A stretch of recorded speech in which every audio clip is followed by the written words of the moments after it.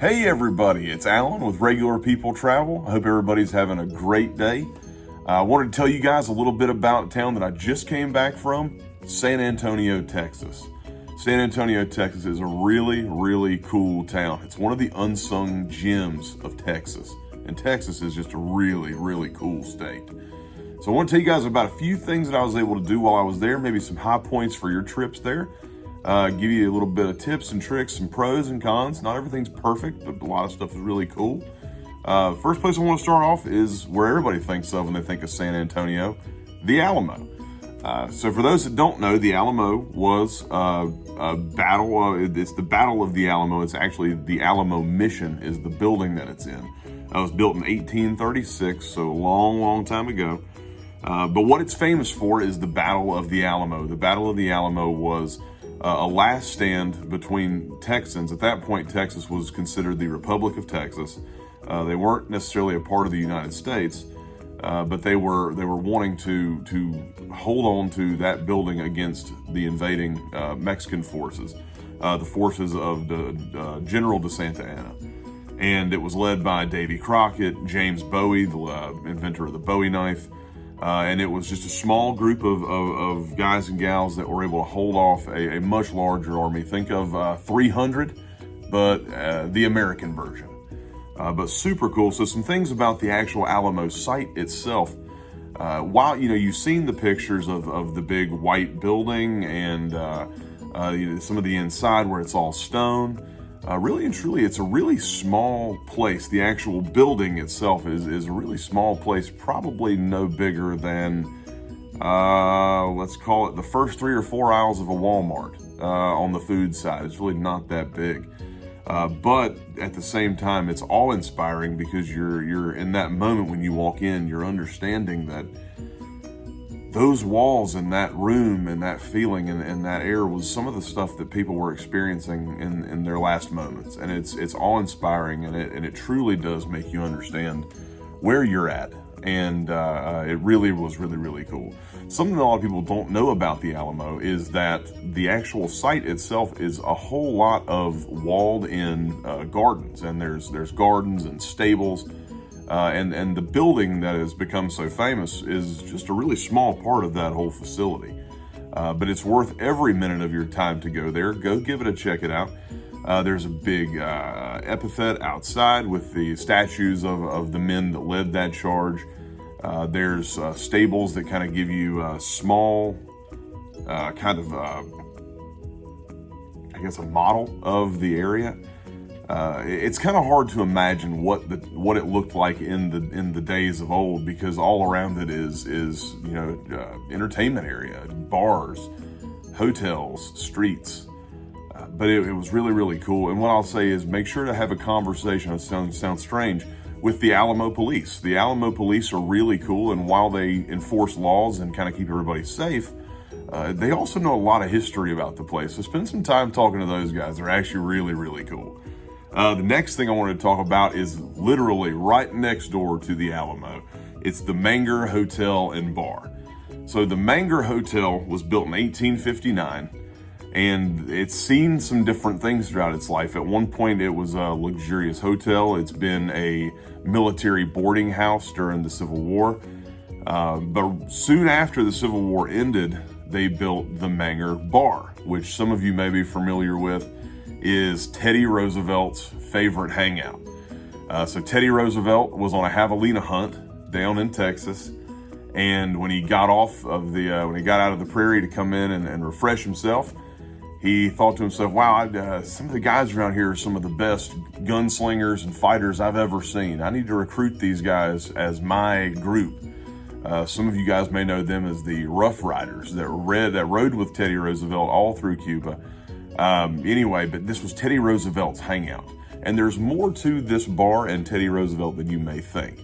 When you go into the bar, it's a recreation of the Lord's Pub in London, England. And you can tell the walls have these just deep mahogany wood all over it, moose heads and big mirrors. And it's an absolutely gorgeous place to go get a drink. But something really cool is if you ask the bartenders, they'll show you the bullet holes. Now you're saying, what are the bullet holes? The bullet holes was actually a night where Teddy Roosevelt and a few of the Rough Riders were in, and Teddy said, "Hey, I bet I can shoot my gun closer to that mirror without breaking the mirror than you can," to some of his buddies. And sure enough, they took turns, and there's bullet holes all around. Sure enough, Teddy Roosevelt was the closest. Teddy Roosevelt took home the gold. But all that being said, there's one more story about Teddy Roosevelt in that bar that's maybe it's a little bit different, something you don't think about. So before forward passes in football were legal, they couldn't forward pass. It was more of a rugby type sport. It was rugby with stoppages in the middle of it. And Teddy Roosevelt saw that, didn't really like it. So at the Menger bar, he assembled a bunch of coaches from all around college football. And they voted in that bar to legalize the forward pass. So when you go into the bar, there's all of the old Alamo Bowl trophies or balls up on the wall. And even though they're relatively modern Alamo Bowl commemorative balls, it's still a nod to the old Teddy Roosevelt that we've all come to know and love.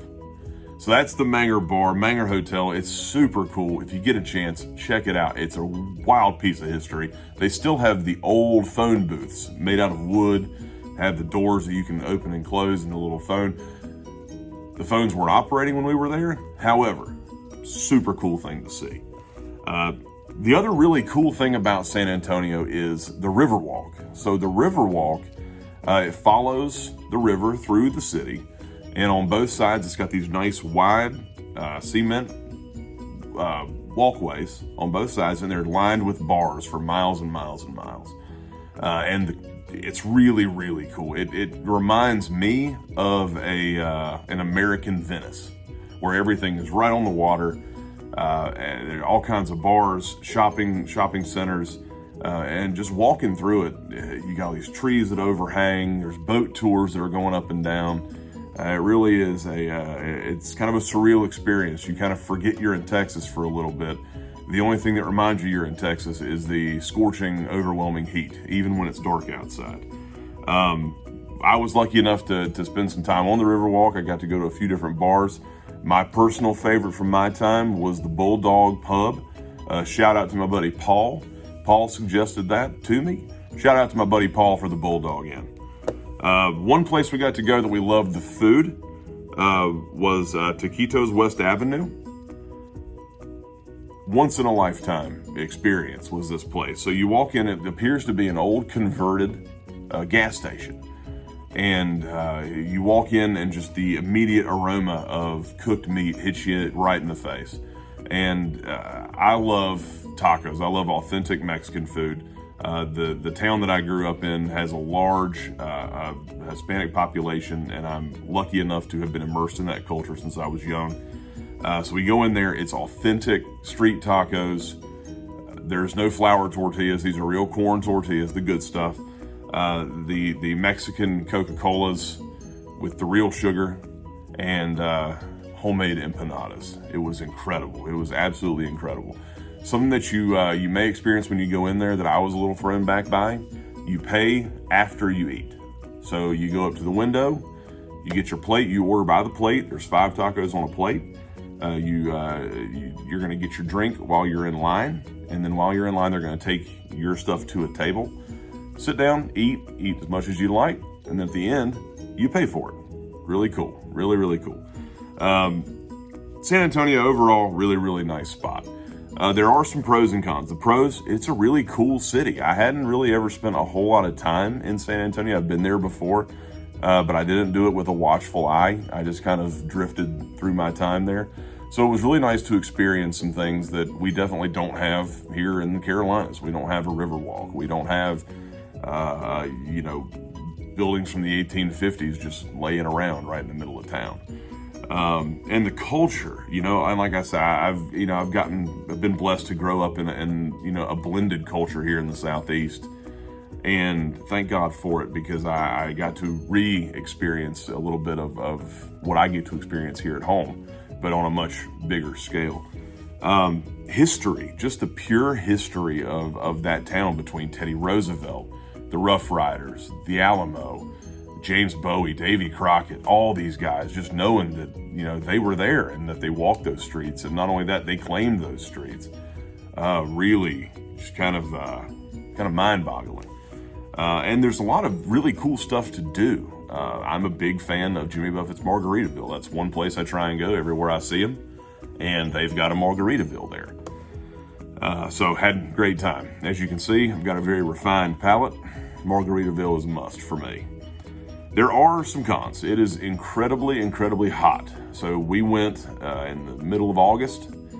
Probably not the ideal time to go to South Texas, but it was incredibly, incredibly hot. So plan for that. Don't just pack long pants, long shirts, dark colors. Try and dress light. Maybe some shorts, maybe a t-shirt. I will say there were a lot of hobos, a lot of homeless people. And it was kind of a culture shock for me. I live in a small town. There really isn't a whole lot of homelessness. And that's a problem that I wish we could figure out a way to fix it. However, there is still that opportunity for us to fix that problem out there. And there was a significant homeless population. I can say that it has improved over the past few years. That was one observation that I had from one of my previous trips, was the overwhelming amount of homeless population. So it seems like that population has come down, and maybe those folks have found shelter, found employment, found homes. But it's definitely still there, and it's definitely still a strong part of at least the entertainment district. And there are touristy spots, and a lot of the places we've talked about are kind of touristy. The touristy spots are very, very touristy, and because of that, they're kind of dirty, dingy, probably not taken care of as well as they should.